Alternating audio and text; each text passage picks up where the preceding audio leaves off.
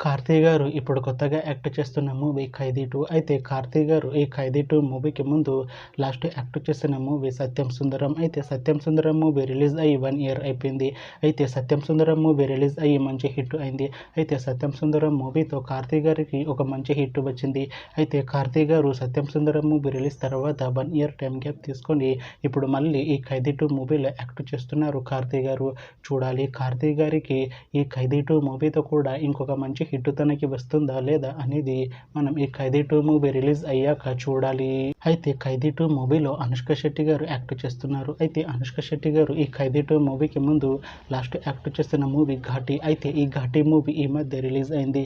అయితే 'Ghaati' movie release అయ్యి మంచి హిట్ అయింది. అయితే 'ఘాటి' మూవీతో అనుష్క శెట్టి గారికి ఒక మంచి హిట్ వచ్చింది. అయితే అనుష్క శెట్టి గారు 'ఘాటి' మూవీ రిలీజ్ తర్వాత కాస్త టైం గ్యాప్ తీసుకొని ఇప్పుడు మళ్ళీ ఈ 'ఖైదీ 2' మూవీలో యాక్ట్ చేస్తున్నారు అనుష్క శెట్టి గారు. చూడాలి అనుష్క శెట్టి గారికి ఈ 'ఖైదీ 2' మూవీతో కూడా ఇంకొక మంచి హిట్ తనకి వస్తుందా లేదా అనేది మనం ఈ 'ఖైదీ 2' మూవీ రిలీజ్ అయ్యాక చూడాలి.